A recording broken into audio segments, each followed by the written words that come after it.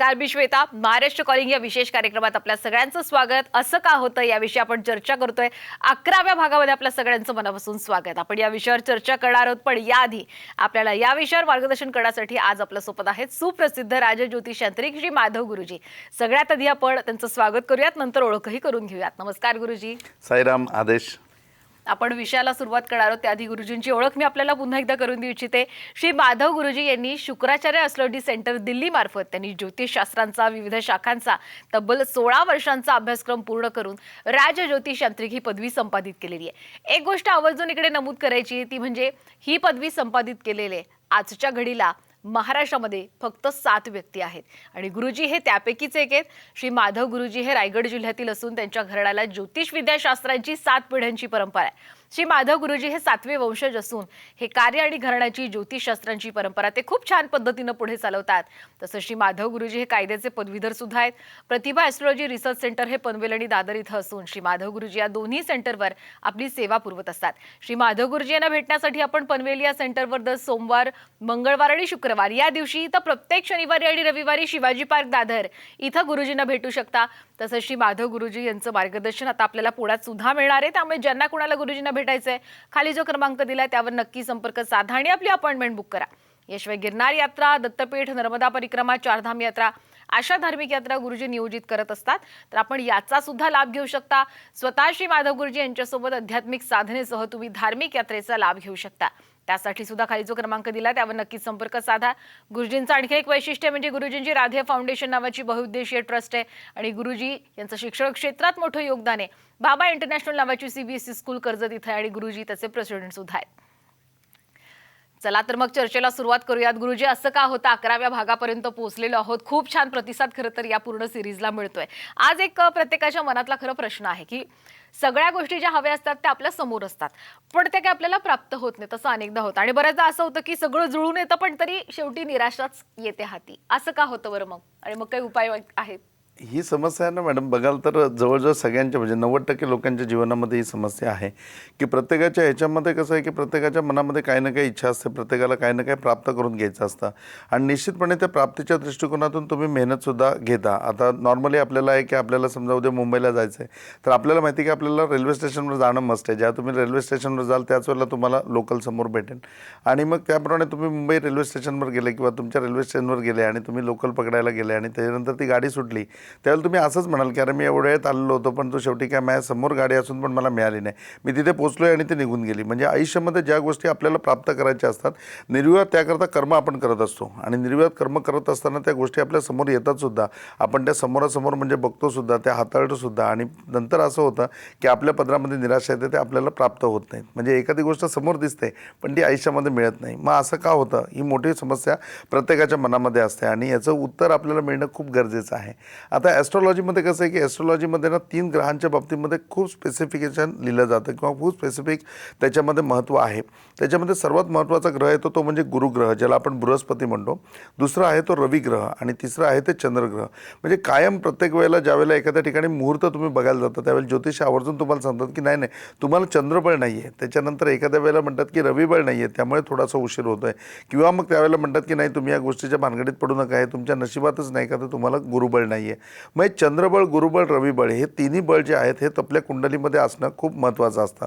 आता यांचं कार्य असं असतं की चंद्रबळ तुम्हाला असेल तर काय होईल की तुमच्या मनामध्ये जी इच्छा असेल किंवा ज्या गोष्टीकरता तुम्ही प्रयत्न करताय ती वस्तू किंवा ती परिस्थिती चंद्रबळ असेल तर तुमच्या समोर 100% येईल. म्हणजे याच्या व्यतिरिक्त बरोबर समोर आणण्याचं काम हे चंद्रबळाचं आहे की तुमच्या समोर ती गोष्ट येते याचा अर्थ 100% तुम्हाला चंद्रबळ आहे. मग त्याच्यानंतर दुसरं कार्य येतं की ते म्हणजे गुरुबळाचं, की तुम्हाला गुरुबळ असायला पाहिजे. जर गुरुबळ असेल तर ती समोर आलेली वस्तू 100% तुम्हाला प्राप्त होईल. आणि त्याहून महत्त्वाची क्रिया याच्यामध्ये कुणाची असेल तर रविबळाची आहे की ते समोर आल्यानंतर ते प्राप्तही होण्याकरता तुम्हाला अपेक्षित वेळेमध्ये प्राप्त व्हायला पाहिजे. म्हणजे माझ्या आवडीच्या मुलीबरोबर मला लग्न करायचं आहे पण ती मला माझ्या लग्नाच्या 20व्या-22व्या वर्षी हो म्हणायला पाहिजे. ती जर मला पुढे जाऊन वयाच्या 40व्या वर्षी हो म्हणणार असेल तर माझंही म्हणजे की वैवाहिक जीवन सुखी होणार नाही. म्हणजे एखादी गोष्ट समोर परिस्थिती अवेलेबल असणं आणि अवेलेबल असल्यानंतर वेळेमध्ये ती प्राप्त होणं आणि त्याच्याहून महत्त्वाची गोष्ट म्हणजे की प्राप्त होऊन झाल्यानंतर त्याचा उपभोग घेता येणं. या तिन्ही गोष्टी ज्या आहेत या तिन्ही पूर्णपणे चंद्रबळ, गुरुबळ आणि कुंडलीमधलं तुमचं जे काही रविबळ आहे त्याच्यावरती अवलंबून आहे. आता या तिन्ही गोष्टी जर तुम्हाला अजून सोप्या करून सांगायच्या आल्या तर आमच्या प्रफुल्लचं आम्ही तुम्हाला उदाहरण देऊ. म्हणजे आमच्याकडे प्रफुल्ल म्हणून एक क्लायंट आहेत. त्या माणसाने सांगितलं की माझ्या आयुष्यामध्ये जे मी मनामध्ये विचार केला त्या सगळ्या परिस्थिती माझ्या समोर आल्या, पण प्रत्येक वेळेला जसं आपण कबड्डीचा खेळ असतो की आपण त्या ठिकाणी सर्व्हिस करायला जातो, तसं प्रत्येक ठिकाणी मी फक्त समोर सर्व्हिस करायला गेलो आणि त्या प्रत्येक ठिकाणी तुम्ही बघाल तर मी आऊट झालो. म्हणजे माझ्या मनासारखी एकही गोष्ट झाली नाही. परंतु तेवढंच सत्य आहे की ज्या गोष्टी माझ्या मनामध्ये होत्या त्या माझ्या समोर आल्या. तर प्रफुल्ल विचारला असं का म्हणतोस तू, नक्की तुला काय म्हणायचं आहे? तो म्हणतो बघा गुरुजी, मला डॉक्टर व्हायचं होतं, मला मेडिकलला ॲडमिशनही मिळालेली होती. तो कालावधी ज्यावेळेला प्रफुल्ल होत होता तो कालावधी साधारण म्हणजे की जरा तुम्ही 80-82चा असेल. त्यावेळेला काही CET नीट वगैरे हे नव्हतं. तुम्हाला डायरेक्टली तुमच्या मेरिट बेसिसवरती ॲडमिशन मिळायचं आणि त्याला नो डाऊट 12वीला चांगले मार्क होते. परंतु चांगले मार्क असताना सुद्धा त्याला ॲडमिशन त्यावेळेला भेटली कराडला. तर कराडला ॲडमिशन भेटल्यानंतर याचे घरचे म्हणले नाही नाही एवढं लांब आम्ही तुला पाठवणार नाही शिकायला, म्हणून केवळ त्याचं मेडिकल राहिलं आणि मग जवळ आपलं इंजिनिअरिंग कॉलेज आहे म्हणून त्यांनी इंजिनिअरिंगला ॲडमिशन घेतली. इंजिनिअरिंगला ॲडमिशन झाली. ॲडमिशन झाल्याच्या नंतर पुढे तो इंजिनिअरही झाला. इंजिनिअर झाल्याच्या नंतर म्हणजे की आता वर्किंग एक्सपिरियन्स करता जॉब बघायला पाहिजे. मग जॉब बघायचा होता तेवढ्यामध्ये प्रफुल्लचे वडील ऑफ झाले. वडील ऑफ झाल्याच्यानंतर त्याच्यावर घरची सगळी जबाबदारी पडली आणि त्यावेळेला प्रफुल्लची इच्छा होती की आपण फॉरेनला जावं, फॉरेनला जाऊन आपण काही ना काही ह्याच्यामध्ये मास्टर्स वगैरे करावं किंवा वरतर त्याच्यामध्ये एज्युकेशन घ्यावं आणि मग जॉब करावा. परंतु तसं नव्हतं. त्याला मुंबईमध्ये नोकरी इमिजिएट पत्करावी लागली का आता घरची सगळी जबाबदारी त्याच्यावर होती आणि त्याला आता घर सोडून लांब जायचं नव्हतं. तो म्हणला इथपर्यंत पण ठीक आहे, पण याच्या व्यतिरिक्त ज्या ब्लॉकमध्ये आम्ही लहानाचे मोठे झालो म्हणजे जिथे मी राहायचो तिथे मला घर अपेक्षित होतं की मला तिथे हे ज्यावेळेला ही बिल्डिंग रिडेव्हलपमेंट होईल तर मी घर घेईन म्हणजे. परंतु रिडेव्हलपमेंटच्या वेळेला त्यांना डायरेक्ट ऑफर दिली आणि त्याच्या आईने सांगितलं की नाही इथे नाही राहायचं आपल्याला, आपण पैसे घेऊन दुसरीकडे ब्लॉक घेऊ. तर तिथे ब्लॉक घ्यायचा असताना तो म्हणला की जाऊ दे आपण ह्या पैशातून आपण दुसरीकडे घेऊ, पण इथे एक ब्लॉक घेऊच म्हणून तिथे त्या ठिकाणी त्यांनी ऑफरसुद्धा दिली की आम्हाला इथे ब्लॉक द्या, जो तुमचा रेग्युलर पेमेंट असेल ते पेमेंट आम्ही देतो, पण मला फ्लॅट द्या. परंतु त्या बिल्डरने तिथे त्याला फ्लॅट नाही दिला. मग तो म्हणला जिथे मला मनासारखं घर हवं होतं, जसंही घर हवं होतं, पण ज्या एरियात हवं होतं मला ते सुद्धा मिळालं नाही. याच्या व्यतिरिक्त प्रफुल्लने सांगितलं की माझं अफेअर होतं त्या मुलीच्या याच्यामध्ये, ती डॉक्टर करत होती आणि म्हणजे की ती वैद्यकीय एज्युकेशन घेत होती. मी डॉक्टरला जाणार होतो परंतु मला पॉसिबल झालं नाही मेडिकल एज्युकेशन का, तर या सगळ्या घरच्या पद्धतीमुळे. ती डॉक्टर असताना सुद्धा तिचं माझ्यावरती प्रेम होतं. ती डॉक्टर होऊन परत आल्याच्या नंतर सुद्धा आमच्या दोघांचे तसेच संबंध होते. परंतु तिच्या घरच्यांनी केवळ विरोध केला आणि ती म्हणली मी आईवडिलांच्या विरुद्ध जाऊ शकत नाही, म्हणून माझ्या मनासारखं माझं लग्न पण नाही झालं. मग प्रफुल्ल म्हणलं की माझ्या आयुष्यामध्ये प्रत्येक गोष्ट ही माझ्या समोर आली परंतु ती मला प्राप्त झाली नाही. आता कृपया तुम्ही मला याचं कारण सांगा. मग त्यावेळेला मी प्रफुल्लला सांगितलं की बघ तुझ्या याच्यामध्ये प्रत्येक गोष्ट तुझ्या मनामध्ये जी होती ती तुला समोर आली परंतु तुला प्राप्त झाली नाही. तुझ्याकडे गुरुबळ नाही आहे की गुरुबळामुळे ती प्राप्त झाली नाही. आणि सेकंड थिंगमध्ये म्हणजे की तुझ्या याच्यामध्ये रविबळसुद्धा कमी अधिक प्रमाणामध्ये आहे की त्या गोष्टीमुळे काही गोष्टी की तुझं एज्युकेशन आणलं नाही परंतु तुला जे एज्युकेशन पाहिजे होतं ते घेता आलं नाही का, तर तुझं रविबळ पण कमी आहे. आणि मग त्याच्यावरती उपाय म्हणून मी त्याला सांगितलं की आपण ह्या दोन्हीच्या याच्यामध्ये जो उपाय येतो त्याच्यामध्ये नवग्रहांचा पूर्णपणे याग येतो, तसा नवग्रह याग आपण त्याच्यामध्ये पूर्णपणे समर्पित करू. आणि मग नवग्रह याग आम्ही त्याच्यामध्ये केला आणि त्याच्यानंतर दुसरं त्याच्या व्यतिरिक्त एक वरुण पूजन म्हणून येतं, तसं वरुण पूजनची आम्ही पूजा केली आणि त्या दोन्ही गोष्टींचा प्रफुल्ल खूप फायदा झाला. म्हणजे की त्याच्यानंतर त्याला सर्व्हिसमध्ये जे काही प्रमोशन्स किंवा त्याला जे काही त्याच्यामध्ये चेंजेस हवे होते ते चेंजेस त्याला मिळाले आणि ते त्याच्या मनासारखे मिळाले की आता ॲटलिस्ट तो एवढं तरी म्हणतो की जे काही आता ह्याच्यापुढे घडतं आहे ते माझ्या मनासारखं घडतं आहे. आपल्याही मनामध्ये अशा अनेक गोष्टी आहेत ज्या गोष्टी आपल्या समोर येतात परंतु ते आपल्याला प्राप्त होत नाही आहेत. प्रत्येक गोष्टीकरता निर्विवाद जे कर्म आहे ते कर्म तुम्ही करताय, पण ते कर्म करत असताना कुठेतरी तुमचं रविबळ कमी पडतं आहे, त्यामुळे त्या गोष्टी वेळेत तुम्हाला मिळत नाही आहेत. तुम्हाला ते अवेलेबलही होतात परंतु वेळ गेल्यावरती होतं. जर असं तुमच्या बाबतीत होत असेल तर निश्चितपणे ॲस्ट्रॉलॉजीमध्ये या तुमचं रविबळ कमी आहे, गुरुबळ कमी आहे, या दोन्ही गोष्टींमध्ये नक्कीच जाणकारी करून घ्या आणि त्याच्यामध्ये माहिती करून त्याच्यावर योग्य ते उपाय करा. 100% तुमच्या मनामध्ये ज्या गोष्टी असतील त्या तुमच्यासमोर असतीलच, ह्या व्यतिरिक्त त्या तुमच्या आयुष्यामध्ये पण तुम्हाला 100% प्राप्त होतील. नक्कीच. आता आयुष्यात कुठली गोष्ट प्राप्त कशी करायची हे तर तुम्ही सांगितलं. बऱ्याचदा असं होतं आयुष्यात सगळं काही मिळतं बरं का, आणि म्हणजे आता सगळे काही मिळालंय, जगण्याची फार इच्छा नाहीये, अंथरुणात खेळून राहिलेलं आहे तरी सुद्धा मरण काही येत नाही, असं अनेकदा होतं. असं नेमकं का होतं हे थोडंसं मला तुमच्याकडनं जरा जाणून घ्यायचं. मग याच्यावर काही उपाय पण आहेत का? पण बहुतांशी बाबतीमध्ये असं होतं म्हणजे की कंटाळा कसला म्हणजे जगायचा सुद्धा लोकांना कंटाळा येतो. म्हणजे कुणाच्या परिस्थितीमध्ये इतकी ऑपोजिट परिस्थिती असते की त्या ऑपोजिट परिस्थितीमध्ये माणसाला असं वाटतं की आपलं आयुष्य बिलकुल नको, म्हणजे की आपलं आयुष्य इथे संपलं तर चालेल, ते बरं होईल म्हणजे. आणि एखादी व्यक्ती अशी आहे की त्याचा आयुष्यामध्ये सगळा उपभोग घेऊन झाला म्हणजे की खरोखरी आता त्याला जीवन कंटाळवाणं वाटतं की त्याला वाटतं की अरे अजिबात जगायला नको, म्हणजे बस उद्या काय आत्ता जरी मला यम घेऊन गेला तरी मला काही प्रॉब्लेम नाही. पण अशी परिस्थिती असताना सुद्धा त्यांना मरण येत नाही. याच्या व्यतिरिक्त काही लोक असे आहेत की जे अंथरुणामध्ये खेळून आहेत, म्हणजे बेडसोर त्यांना झालेले आहेत की बेडसोर होऊन सुद्धा त्यांच्या ह्याच्यामध्ये म्हणजे एवढे हाल झालेत की ते क्षणाक्षणाला मृत्यू मागतायत, परंतु त्यांना मृत्यूची प्राप्ती होत नाही, त्यांना मृत्यू होत नाही. मग असं का होतं, म्हणजे की अशा परिस्थितीमध्ये की माणूस जगलेला असताना किंवा प्रत्येकाला हवं असतं की आयुष्य आपल्याला आणखीन असावं, माणूस त्या गोष्टीला का कंटाळतो किंवा त्याच्या मनामध्ये अशी काय इच्छा निर्माण होते की आता माझं आयुष्य संपलं तरी चालेल. आणि खरोखरी काही वेळेला असं वाटतं की त्याची सुटका झाली तर बरी, परंतु त्याची सुटका होत नाही, त्यावेळेला तो तिष्ठत राहतो. मग नक्की असं का होत असेल, म्हणजे याबाबत आपल्याही मनामध्ये प्रश्न निर्माण होतो. तर याची दोन कारणं ॲस्ट्रॉलॉजी सांगते. एक तर सर्वात पहिली गोष्ट म्हणजे की त्यांच्या पाठीमागे कर्मदोष तर असतातच, परंतु याच्या व्यतिरिक्त जर आपण शांतपणे विचार केला तर दुसऱ्या दोन गोष्टी असतात की आपण जे जगतो ना ते जीवन असतं, की जे आपण जगतोय तर हे आपलं जीवन आहे. आणि याच्या व्यतिरिक्त आपण म्हणजे की जे संपत नाही ना ते आयुष्य असतं, की आता संपत नाही आहे तर ते आयुष्य आहे, की ते जगण्यामध्ये कुठलंही नसतं. पण अशा लोकांचे भोग पूर्णपणे राहिलेले असतात.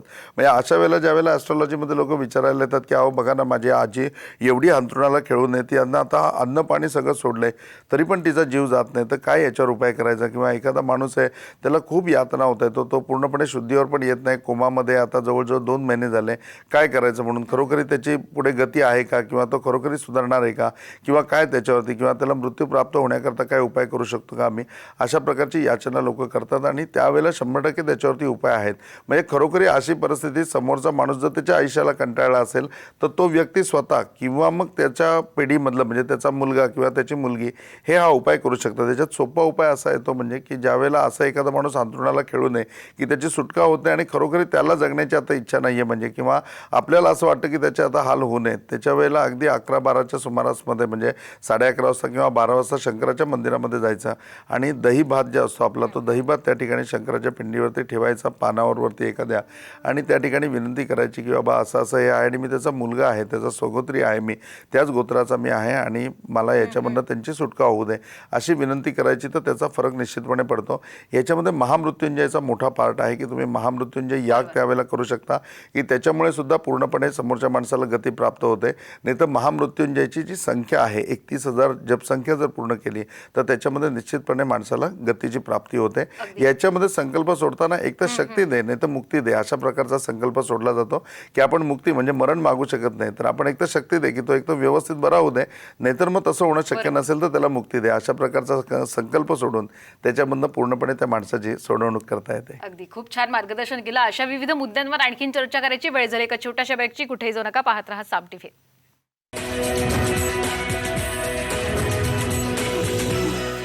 ब्रेकनंतर आपल्या सगळ्यांचं मनापासून स्वागत. असं का होतं याविषयी आपण जाणून घेतो. पुढच्या प्रश्नाकडे खरं तर गुरुजी मला वळायचं. बऱ्याचदा काय होतं की सगळं काही उत्तम चालू असतं, मात्र तरी आरोग्याच्या समस्या या मात्र राहतात.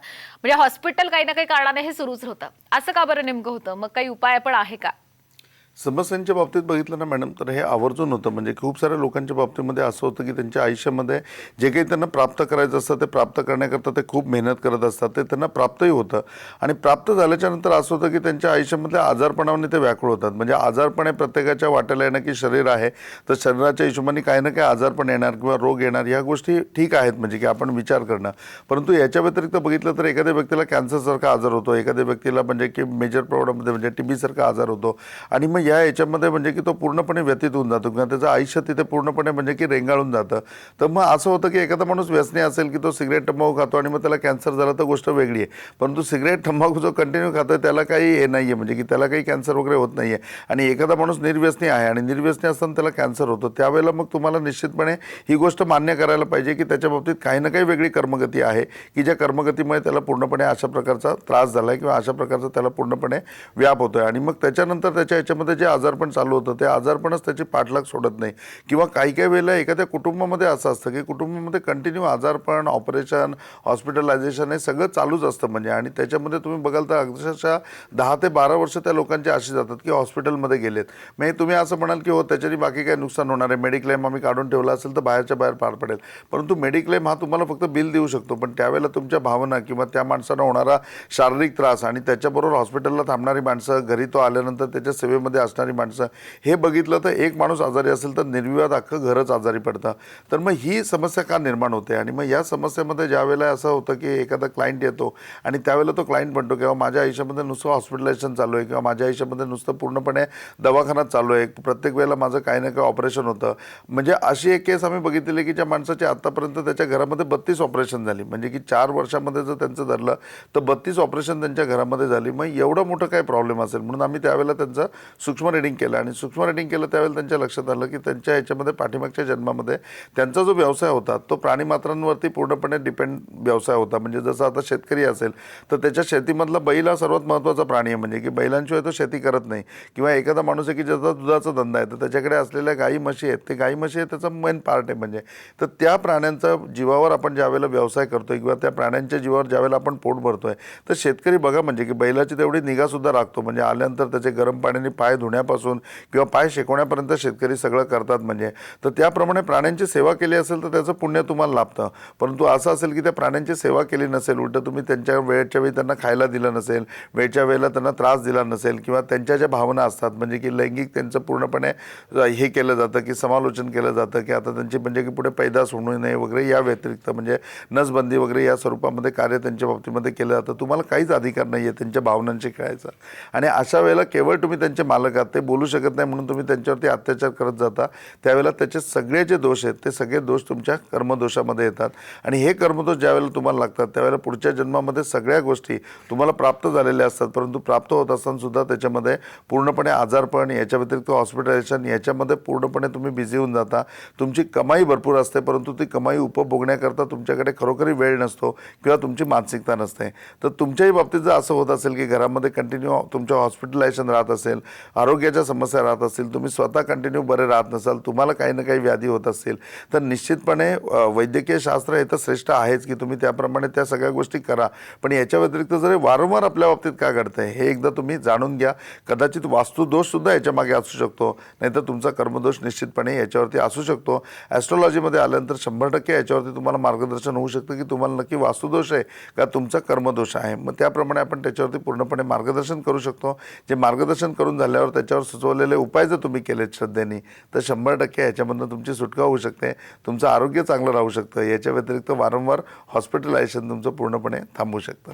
पण असं पण होतं गुरुजी बऱ्याचदा आयुष्यात की सगळं काही मिळतं आपल्याला आयुष्यात पण सुख काही मिळत नाही. पण सुख म्हणजे नेमकं काय असतं मग ह्याचं काही काय म्हणतात थांगपत्ताच लागत नाही. तर यावर नेमकं काय उपाय आणि असं का बरं होतं? मॅडम ॲस्ट्रॉलॉजी इतकं गहन शास्त्र आहे ना, म्हणजे की या शास्त्राने ज्यावेळेला लिहिलं गेलं किंवा ज्यावेळेला त्यांनी विचार केला याबाबतचा त्यावेळेला सगळ्या गोष्टींचं ह्याच्यामध्ये क्लेरिफिकेशन दिलेलं आहे. म्हणजे आणि खरोखरी सुखाची जर व्याख्या बघितली तर सुख म्हणजे नक्की काय असतं हा मोठा प्रश्न पडेल. कारण आपण प्रत्येक जर शब्द धरला तर त्या शब्दामागे सौख्य लागलेलं असतं. म्हणजे गृह म्हटलं तर गृहसौख्य, त्याच्यानंतर विवाह म्हटलं तर वैवाहिक सौख्य, तर या सगळ्या गोष्टीमध्ये सौख्य येतं. आता घर मिळतं पण त्या घरापासून सुख मिळतंच असं नाही, विवाह होतो पण त्या विवाहामधून सुख मिळतंच असं नाही, संतती असते, संतती सुख आहे पण संततीपासून सौख्य मिळतंच असं नाही. म्हणजे वाहन आहे, वाहन सौख्य आहे परंतु त्या वाहनापासून सौख्य मिळतंच असं नाही. म्हणजे प्रत्येक गोष्टीमध्ये जसं ती परिस्थिती किंवा जसं ते सुख आहे त्या सुखाच्या पाठीमागे 100% काही ना काही विवंचना सुद्धा तुमच्या पाठीमागे असू शकतात. मग नक्की सुख म्हणजे काय असतं हा गहन प्रश्न पडतो. तर ॲस्ट्रॉलॉजीच्या बाबतीमधनं ज्यावेळेला एक ॲस्ट्रॉलॉजर म्हणून तुम्हाला जर याचं उत्तर द्यायचं आलं किंवा ॲस्ट्रॉलॉजीच्या ग्रंथांमध्ये याच्याबद्दल काय लिहिलं आहे तर ॲस्ट्रॉलॉजी असं सांगतं की सुख या शब्दाची व्याख्या करण्याच्या अगोदर किंवा सुख हे उपभोगण्याच्या अगोदर तुम्हाला समाधान हा शब्द शिकायला पाहिजे. आयुष्यामध्ये तुमचे समाधान असायला पाहिजे. तुमच्या आयुष्यामध्ये जर समाधान असेल, तुमच्या आयुष्यामध्ये जर तुम्ही समाधान प्राप्त करून घेतलं तर तुम्हाला सुख कळू शकतं आणि तुमच्या आयुष्यामध्ये सुख असू शकतं. तर समाधानाची प्राप्ती व्हायला पाहिजे. समाधान ज्यावेळेला तुम्हाला माहिती पडेल, समाधान ज्यावेळेला तुम्ही शिकाल त्याच्या वेळेला तुम्हाला सुखाची प्राप्ती होईल. ॲस्ट्रॉलॉजीमध्ये कधीही तुम्ही कुठल्याही आध्यात्मिक गुरूंकडे गेले तर ते तुम्हाला एकच आशीर्वाद देतात की सदैव खुश राहा, म्हणजे सदैव प्रसन्न राहा, सदा खुश राहिये, हा संबंध आशीर्वाद असतो. का तर कायम म्हणजे की सुखामध्ये राहा, कायम प्रसन्नामध्ये राहा. म्हणजे सांगण्याचा उद्देश असतो की कायम समाधानी राहा. ज्यावेळेला तुम्ही समाधानी राहाल त्याच वेळेला तुम्ही सुखी राहाल, त्याच वेळेला तुम्ही प्रसन्न राहाल. आणि ॲस्ट्रॉलॉजीमध्ये याच्यावर उपाय सुद्धा सांगितला आहे. उपाय सुखाकरता सांगितलेला नाही, उपाय म्हणजे की समाधानाकरता सांगितलं आहे. आणि अतिशय सोपा कृष्णाचा मंत्र आहे म्हणजे की कृष्णाय वासुदेवाय गोविंदाय प्रणते. तर तो जो आहे श्लोक, त्या श्लोकाचा पूर्णपणे म्हणजे की अर्थ आणि त्या श्लोकाचा पूर्णपणे उपयोग हा सुखाकरताच आहे. म्हणजे आणि निश्चितपणे ह्या श्लोकाचा किंवा याचा वारंवार या मंत्राचा उच्चारण करून 100% तुमच्या याच्यामध्ये पूर्णपणे सुख सुखाची प्राप्ती होऊ शकते, तुम्ही पूर्णपणे समाधानी होऊ शकता आणि जेव्हा तुम्ही समाधानी व्हाल त्यावेळेला तुमच्या आयुष्यामध्ये पूर्णपणे सुखाची प्राप्ती होईल. अगदी निश्चित. खरंच खूप छान मार्गदर्शन केलं. इथे आलात, मनापासून धन्यवाद. साईराम आप सबकी भली करे, गुरु गोरक्षनाथ आप सबकी भली करे, आप सबका जीवन मंगलमय हो. ओम साईराम. यानंतर 1200 कलिंगमध्ये वेळ तीच थांबण्याची. आपण कुठेही जर नका पाहत राहा साम टीव्ही.